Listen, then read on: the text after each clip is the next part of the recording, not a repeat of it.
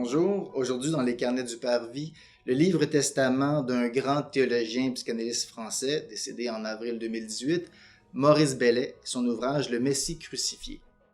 Alors, Bellet est très connu pour son travail de déconstruction des images de Dieu qui font problème. Par exemple, croire un Dieu amour, c'est très bien, c'est ce que font les chrétiens et les chrétiennes, mais cet amour peut devenir pervers si il est ressenti comme culpabilisant. Par exemple, si on conçoit l'amour de Dieu comme tellement infini, tellement grand, tellement inconditionnel, qu'on n'est pas capable d'y répondre, ça devient un problème. Alors, c'est pas tant l'amour de Dieu le problème que la manière d'y répondre, l'image que l'on a du Dieu amour. Alors, dans le Messie crucifié, Bellet s'attaque davantage à ce qu'implique le fait de croire en un Dieu qui s'est révélé ainsi, expirant sur une croix.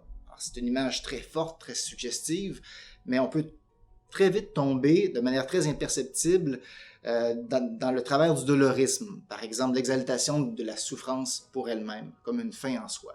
Ou on peut tomber dans un travers un peu contraire, celui de ne pas prendre pleinement acte du scandale, de la folie, du renversement des valeurs en jeu dans cet événement, le Christ en croix.